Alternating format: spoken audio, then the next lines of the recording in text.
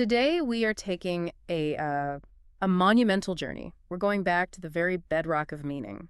To a place where philosophy and psychology weren't separate disciplines. Exactly, they were all woven into this single cosmic narrative. And I want to stress, this isn't just about ancient history. This is, in a way, a masterclass in how reality itself, how meaning is thought to emerge. We're plunging deep into the mythic grammar of the ancient Vedic world. We really are. And for you joining us, it's so important to understand we are not looking at a mere story today. Not in the simple sense. No. We're trying to get at the operating system of creation as envisioned by one of the oldest spiritual traditions on a planet. The goal here, our mission, is to really extract the symbolic resonance from this foundational myth.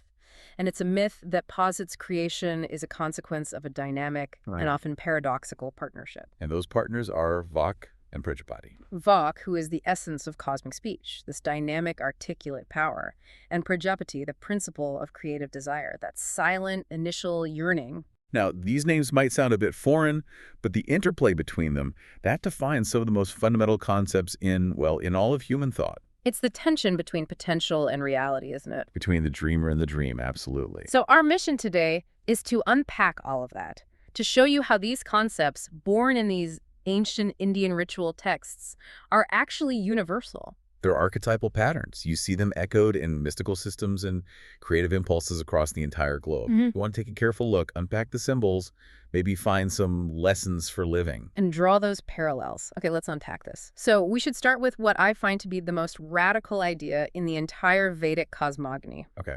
Most creation myths we're familiar with, they begin with power, a sudden command, God speaks, let there be light, and creation just obeys. A top-down command structure. Yes.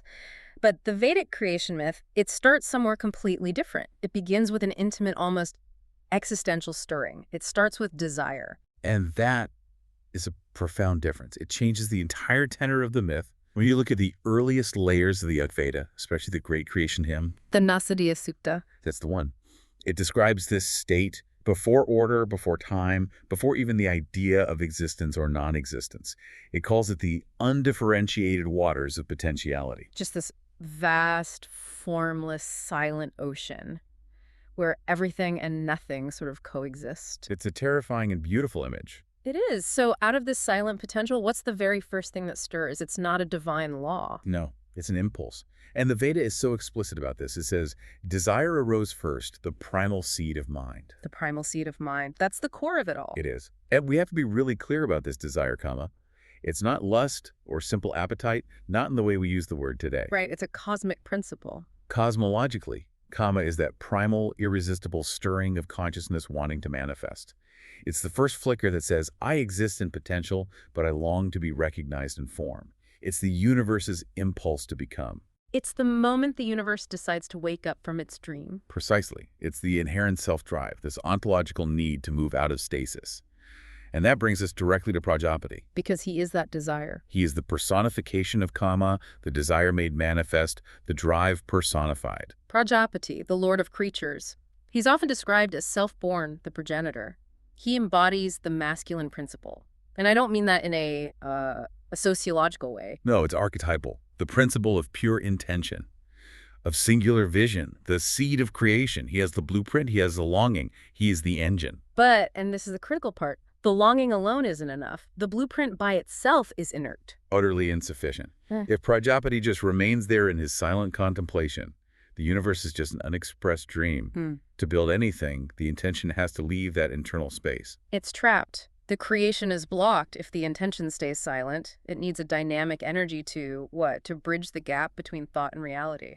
It needs a mechanism of articulation, a power that can give material shape, rhythm, and vibration to that raw desire. And that mechanism, that power, is Vaksa. Vakik. She is just a phenomenal concept. And you have to understand her to get any of this. She's not just language, not just words and grammar. No, she is the dynamic feminine force, the cosmic vibration itself.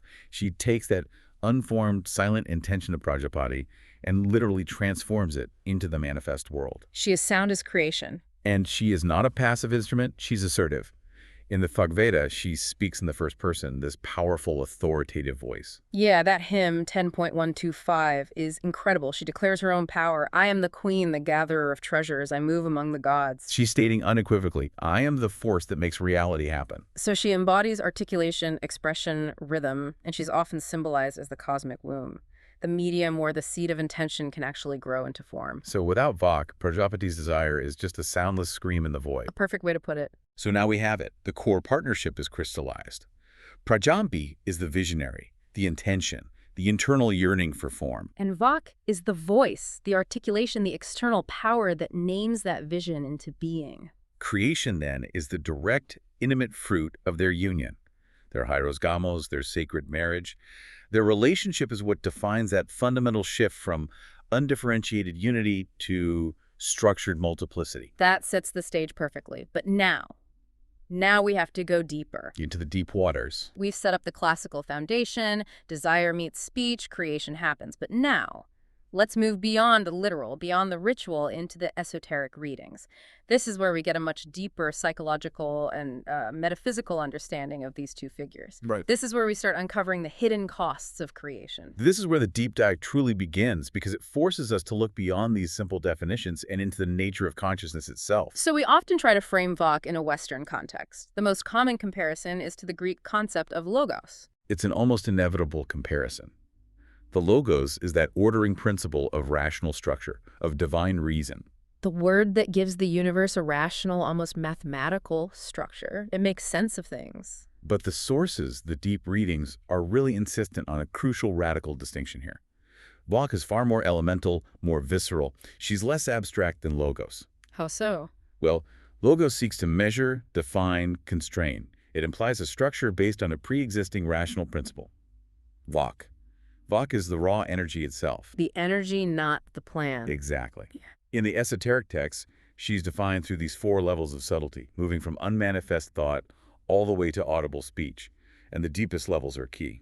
Vak is breath before language, sound before order, vibration before concept. She's not the blueprint. She's the energy that carries the blueprint. Yes. So if logos is the architect's precise diagram, Vak is the explosive sound of the Big Bang, that pure vibration that sets all the material into motion in the first place. She represents what some have called the shimmering edge of the ineffable, that boundary condition where absolute silent unity just can't contain itself anymore and must tremble into sound. She's the ultimate bridge between the unmanifest and the manifest world. And understanding her elemental nature, that helps us understand the equally complex nature of Prajapati. It does. Because if she's the force that executes the idea, then he's the source of the idea, but he's a source racked by internal conflict. That's right. The fragments of Vedic myth often portray him not as this serene, all-powerful sovereign, but as an anxious, divided, or even profoundly lonely creator. Lonely. Deeply lonely. He's not acting out of some perfect overflowing bliss. He acts out of a deep existential yearning, a feeling of incompleteness. That sounds almost tragic. Why would the source of all being, the first principle, why would he feel incomplete? That seems to go against the whole idea of divine perfection. Because the very act of creation is also an act of self-division, of self-limitation. To manifest multiplicity, Prajapati has to willingly step out of that perfect silent unity. So the creative impulse, kama, is intrinsically linked to separation. He creates because he is alone in the void. The universe, then, in this reading, is born from a kind of divine need, a desire for relationship, for recognition, not just a spontaneous overflow of surplus energy. That anxiety, that inward fracture. That's why scholars sometimes draw a comparison to the Gnostic demiurge, right? Exactly. Now, we have to be careful here. Prajapati isn't portrayed with the same negative valence as the demiurge. He's not necessarily ignorant or malevolent. That the comparison holds. It does, because like the demiurge, Prajapati is the architect of the manifest material world. And his act of creation stems from a kind of ignorance of the ultimate source he left behind, the pleroma, the fullness. So Gnosticism helps us see that creation, in this view, isn't perfect. It's a necessary but maybe flawed solution to the problem of loneliness. Yes. Prajapati longs for his silent intention to be articulated, to be recognized, to be loved in form, even if that form is temporary and subject to suffering. It's the impulse to be known, writ large across the entire cosmos. If creation is an act of loneliness, what does that say about divine perfection? Does it mean creation is inherently flawed or just incomplete? It suggests creation is inherently dynamic. and impermanent. Perfection lies in the unmanifest silence, that ultimate unity. The moment Vak speaks. The moment Vak speaks and Prajapati manifests, the universe is put into this cycle of tension and change. The flaw, if you want to call it that, is simply the introduction of duality. Prajapati needs Vak to be complete, and that relationship, well, it introduces the capacity for separation, for estrangement, and that is the source of all cosmic drama. Which brings us to the most profound paradox of all, the one embedded in Vak herself. We focus on her creative power, but the esoteric readings, they show she has the power to unmake. Oh, absolutely. Vak is dualistic in the most fundamental and, frankly, terrifying sense. While she's celebrated as the creative word, later Tantric and advanced Vedic views emphasize her capacity to disrupt, dissolve, and ultimately negate creation. Speech is power. It can bless. But it can also deliver a devastating curse. And mantra, divine codified speech, embodies this duality perfectly. Perfectly. A mantra can build realities. It can manifest a deity, create a sacred space, summon energy. But that same force, if you reverse it or deploy it for destruction, can unmake the very structure it built. It's like a sound wave.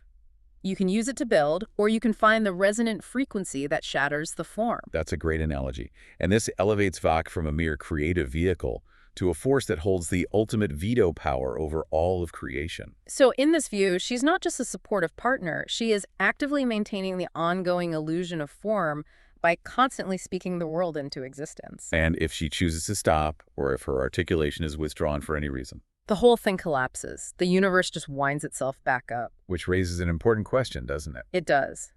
How can a foundational creation myth simultaneously contain the blueprint for its own unmaking? Because it serves as the mythological scaffolding for the entire cosmic cycle of manifestation and dissolution, the Leela, the divine play. Creation is temporary. It has to be. If Vak is the articulation, the sound, the rhythm, then if that articulation fails, if the sound wave collapses back into silence, the form collapses too. The myth has to incorporate the idea that creation is fragile, temporary, and utterly dependent on the continuous expression of this divine feminine principle. So when Vak falls silent, Everything returns to Prajapati's lonely, unmanifest potential. it adds this existential tension to every single moment. The idea that the world is constantly being spoken into existence and that speech could just stop, that duality, that creation born of a lonely desire and held together by a fragile sound. It's so powerful. And what's truly amazing is that this story, it isn't isolated in ancient India. Not at all. When you look across the globe, this need to explain the leap from silent potential to manifest sound, it results in this wide-reaching archetypal pattern that mirrors Vak and Prajapati again and again. It really demonstrates the universality of certain cognitive processes, I think. Yeah. The human mind just seems unable to conceive of creation except through the interaction of two differentiated yet complementary forces. The internal source and the external expression. The willing source and the dynamic expression, yes. So let's start in the West, in the mystical traditions. Vak's closest analog is, without a doubt, Sophia, wisdom, especially in Gnosticism. Yes. Sophia is the feminine emanation from the ultimate transcendent Godhead, the pleroma, the fullness. Which sounds a lot like Prajapati's potential state, that perfect, silent unity. It's a closest parallel. And it's Sophia's movement, her differentiation from the pleroma, that initiates the entire process of creation and eventually our material world. So like Vak, she's the bridge. She's the mother and daughter of the divine structure. She holds the memory of that ineffable unity, but she chooses expression. She introduces multiplicity. And crucially, both Sophia and Vak embody what you could call the tragic beauty of expression. Tragic. Why tragic? Because for Sophia to articulate the world, she has to risk separation from the pleroma. Expression, by its very nature, involves distance, differentiation from the original perfect whole. It's the inherent risk of choosing to become knowable. That risk of separation, that's a thread that continues if we move to the Jewish mystical tradition, to Kabbalah, and we look at the Shekhinah. Absolutely. The Shekhinah is typically understood as the feminine presence of God that dwells among creatures. God's divine eminence, right here on earth. The embodiment of accessibility, the voice that accepts prayer. Yes.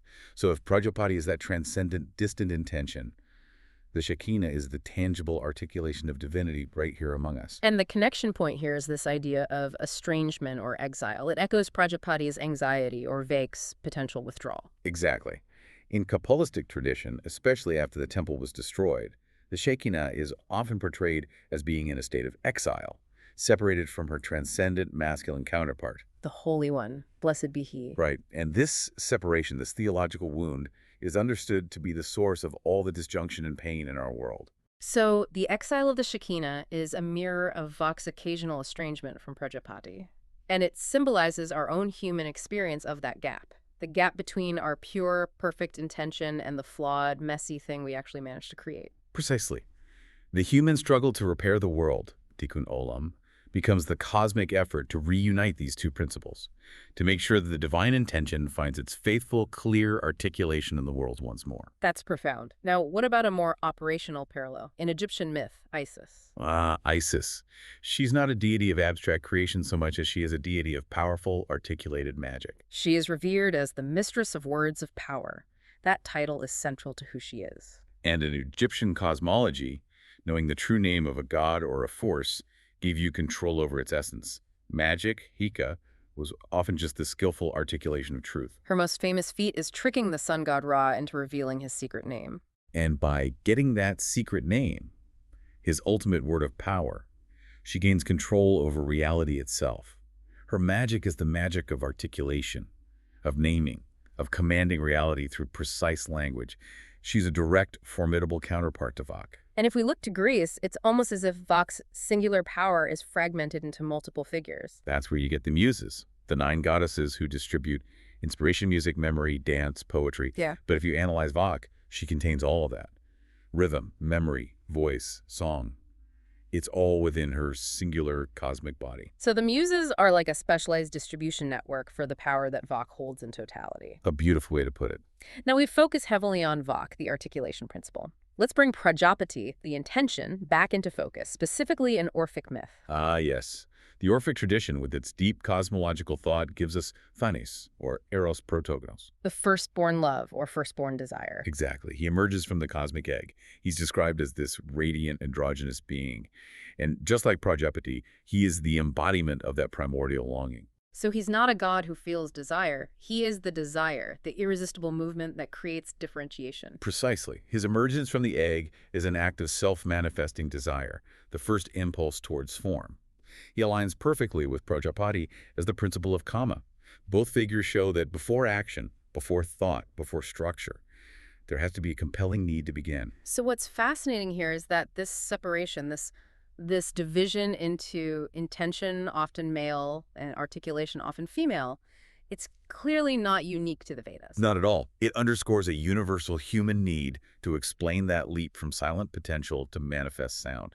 It's a kind of universal mythic operating system. It seems to be the only way human consciousness can really grasp creation. By dividing that ultimate unity into two forces that must interact, it acknowledges that creation isn't a static object. It's a dynamic relationship, a constant dialogue between the inner impulse and the outer form. Okay, let's pull all of this together now. We started with that lonely desire, we moved through the elemental sound, we explored the anxiety of the creator, and we found these echoes all across the world. So now let's synthesize the metaphysical and the psychological levels of Vak and Prajapati. At a fundamental metaphysical level, they represent the absolute structure of reality. Prajapati is the silent fullness of unexpressed meaning. He's the creator dreaming of form, the inward desire to be seen. He's the pure potential that precedes all action. And Vak is the dynamic movement from that unity into multiplicity. She is the rhythm that shapes the formless, the breath that names the world. She is the kinetic energy, the process of becoming that transforms that potential. And critically, creation arises entirely from their relationship, the meeting of the two. You can't reduce it to one side or the other. The desire has to find the voice, and the voice must be guided by the desire. If one principle vanishes, reality either collapses back into silent potential or it becomes a meaningless, hollow sound. Which is why this myth is a perfect articulation of the hero's gamos, the sacred marriage, an archetype you find across every major world tradition. It's everywhere. You see it in Shiva and Shakti, the static awareness meeting the kinetic, dancing energy. You see it in Isis and Osiris, order meeting resurrection. You see it in the Kabbalistic reunion of Tiferet and Shekhinah. Even in Chinese cosmology, in the complementary forces of yin, the receptive, the latent and yang, the active, the expressive. In every single case, the cosmos results from this interplay, this dynamic tension between awareness and expression, between stillness and motion, being and becoming. And if they're separated or fall out of alignment, the world experiences brokenness. And that separation, well, that brings us right back to Prajapati's anxiety. The sacred marriage is fundamentally temporary. It's an oscillation.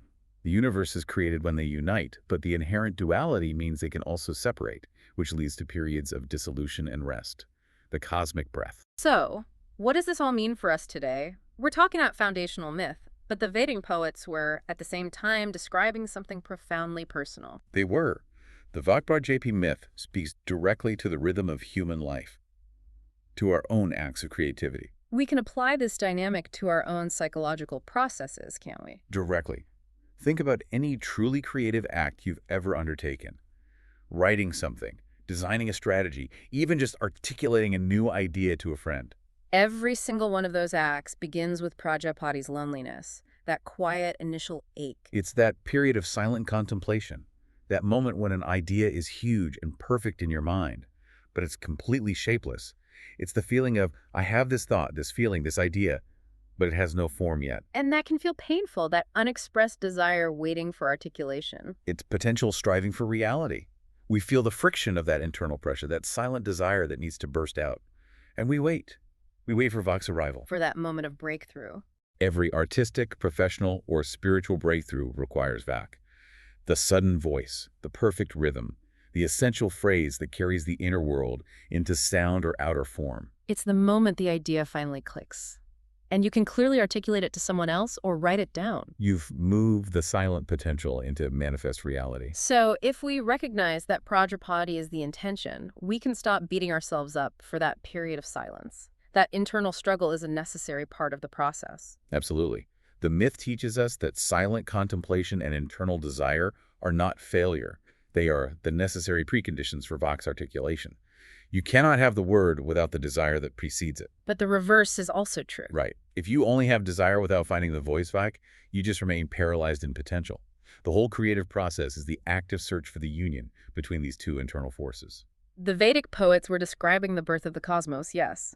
But they were also describing the birth of every work of art, every insight, every successful articulation of self. Creation continues, moment by moment. Wherever intention meets expression, we as human beings are constantly recreating our world and our understanding of it just by finding the voice for our desires. And this framework, thinking of creation as a dynamic relationship, is such a vital tool for you, the listener. It reframes creative block.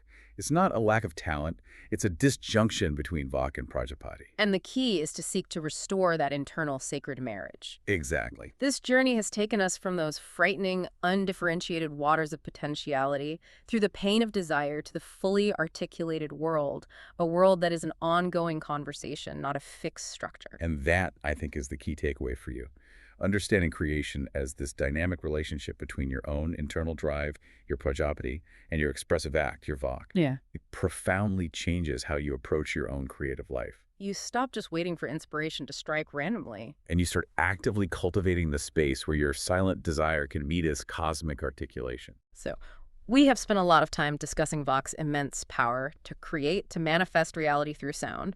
But we also highlighted her power to disrupt and dissolve. Her ability to restore the unmanifest silence. Right. So if the universe requires Vac's voice to remain manifest, if form depends on that continuous sound wave, what happens when articulation fails?